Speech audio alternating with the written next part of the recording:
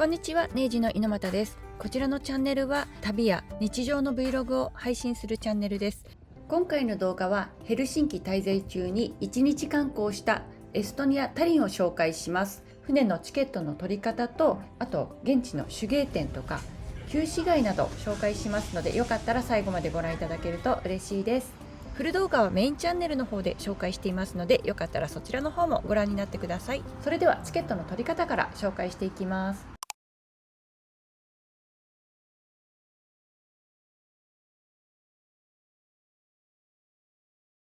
タリンまでは今回もタリンクシリアラインを利用しました。こちらの予約方法を簡単に紹介していきます。詳しい紹介は別の動画で紹介していますので、そちらの方をご覧になってください。まずこちらのご旅行のところですね。ここの往復チケット、このヘルシンキ、タリン日帰り旅行とあります。こちらをクリックしましょう。はい、そうするとですね、日帰りクルーズのご予約というのがあります。こんな感じで見ていきますと、日帰り旅行が最大 40% 割引というふうにあったりとか、あと2時間で海を横断とあります。だいたいですね、ヘルシンキからタリンまでは、船で2時間になります。なので1日で往復して日帰り観光を楽しむことができます。下の方をスクロールしていくと、船内の様子なども画像で紹介されています。今回のヘルシンキの港はストックホルムから来た時の港とは違って、ヘルシンキの西港ターミナル2になりました。それでは早速予約方法を紹介していきます。こちらの日帰りクルーズのご予約をクリックしましょう。そうすると片道往復と、あと日帰り往復5時間クルーズなどあります。こちらのタリン行き往復クルーズをクリックしてみますと、夕方にヘルシンキを出港して朝タリンに到着するという船内で宿泊するタイプのクルーズ船になります。こういうのもねありますよ。そうするとね、宿泊代金などがねこちらで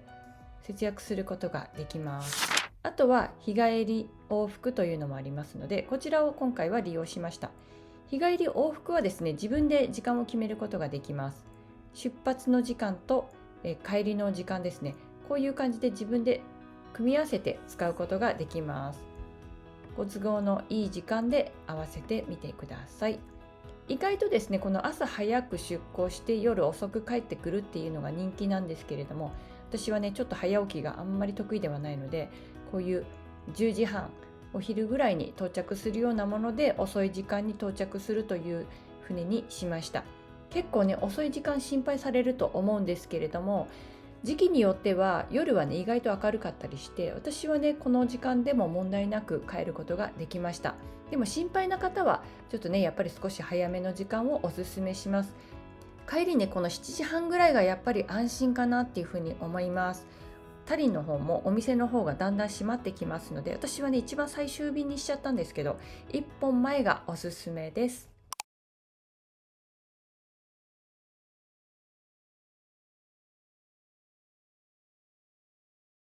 実は前日にこのフェリーのターミナルに来て行き方を予習してたんですけど、この当日の朝もまたね結局道間違えちゃって行ったり来たりしてたんですよね。でもね無事に館内に到着できたので良かったです。タリン行きのフェリーはターミナル2にあるんですね。ストックホルムから来た時とは違うフェリーの乗り場だったんですけど、滞在してるエアビーからも30分ぐらいで行けたので、アクセスはねかなり良かったです。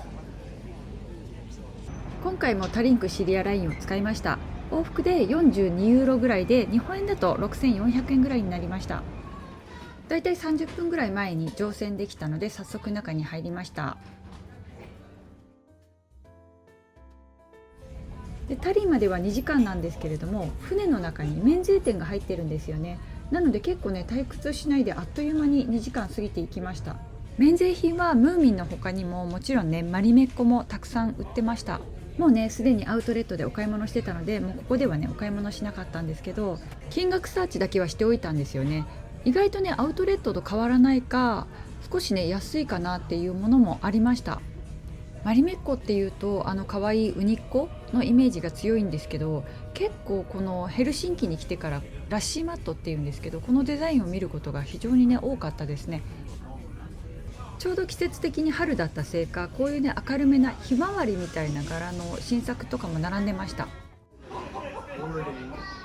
この日は前日にお料理教室でシナモンロールを作ってきたので、それをね持ってきてたんですよね。でコーヒーといただきました。こうやってね改めて見るとねすごくね美味しそうですよね。まだねこの時期は人が少ない方だったと思います。まだ寒かったし、ただオンシーズンになるとこの座席がね全部いっぱいになるみたいです。でみんな看板に出てるのか窓側の席も結構空いてたんですよね。バーガーキングもありました。でちょっと看板に出てきたところです。そろそろ着くかなって頃で、遠くに旧市街が見えてきました。で13時ちょうどにタリン港に入港したんですけど、実はこの時ねのんびりしすぎて、もうね皆さん降りた後だったんですけど、私はてっきりまだ放送が入ってないと思ってずっとのんびりしちゃったんですよね。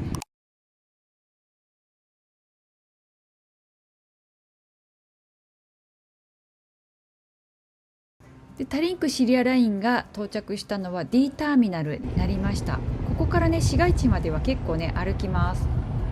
で本当だったら人の流れでそのまま市街地に迎えたんですけど、のんびりしすぎてもうね誰もいなかったんですよね。なのでまたね Google ナビ頼りに向かいました。で大通りを渡ってナビ通りに進んでいったら見えてきました。車が通る横で馬車が走るってなんか不思議な光景ですよね。でやっと入り口に到着しました。フトッチョマルガリータです。ここまでねフェリーの乗り場から30分もかかりました。途中寄り道してたんですけど、意外とね距離ありましたね。タリンはエストニアの首都なんですけれども、この旧市街が歴史的遺産ということで世界遺産にも登録されています。これはスリーシスターズといって有名な建物になります。この街全体が中世のヨーロッパみたいな雰囲気なので、とてもね人気のあるスポットになってます。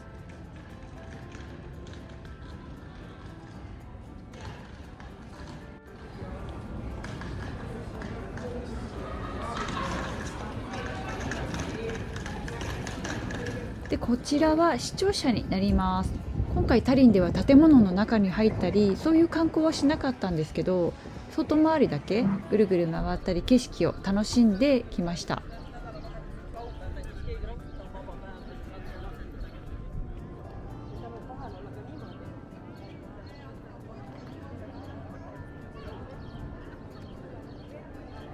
ちょうど週末の日曜日だったので、ここでねマーケットやってるかなって期待したんですけど、残念ながらねここでもやってなかったですね。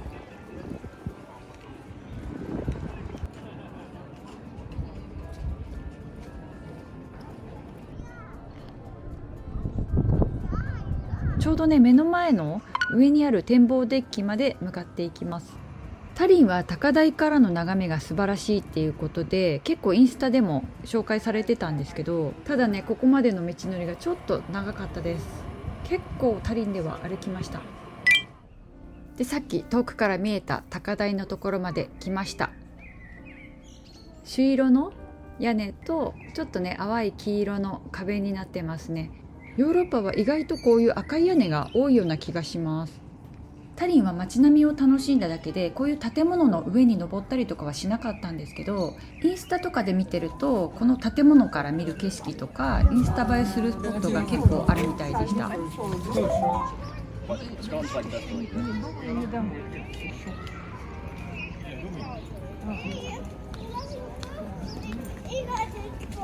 Ja, okay.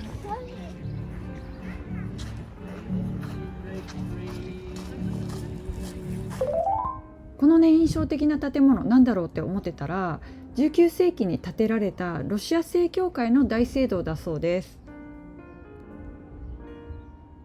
でさっきの方が正面かなと思ったらこちらが正面でした。すっごいおしゃれな感じですよね。フィンランドって言ったらもうロシアとつながってますからね。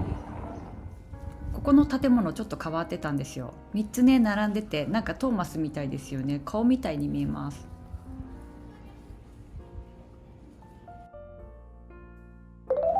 でここも入り口になってました。ここね馬車いたんですよ。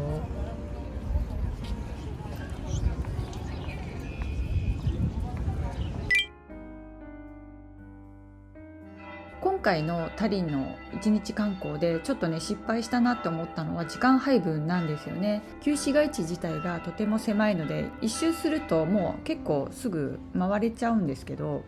だいたい5時ぐらいになると閉館時間だったりして中に入ることができなかったので、船の時間まで結構ね持て余しちゃったんですよね。そういうところがちょっとねもったいなかったなって思いました。でタリンはちょっと不思議なんですけど、半地下みたいな建物とかもあって、お店もねこの建物の下にあったりとかもするんですよ。最後眺めのいい場所があったので行ってみました。でここに来るまでね30分ぐらい歩いてきたんですよね。でこの後にこの階段登るのかって思ったんですけど、でもねこれ登ってね正解だったんですよ。本当にね素敵な景色でした。でさっきの展望台と景色が似ているようなんですけど、ちょっとね方向が違うので、私は結構グリーンが映えてこちらも好きでした。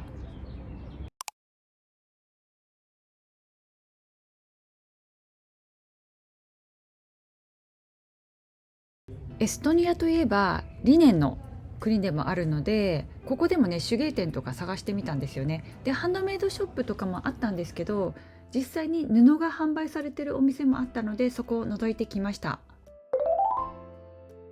でここの店主の方がすごく親切で、カラーリネンってこんな風に折りたたんでると折ったところから色あせてってしまうんですよね。なのでできるだけ色のあせてないものを選んでいただきました。結構明るめの色をチョイスしてきました。あとねレジのところで見つけたこの木のボタンもおしゃれだったのでお買い物してきました。帰り際にオーナーさんにさよならって言われたんですよね。びっくりしました。結構ね日本のお客さん多いみたいです。ここね毛糸がメインで販売されてます。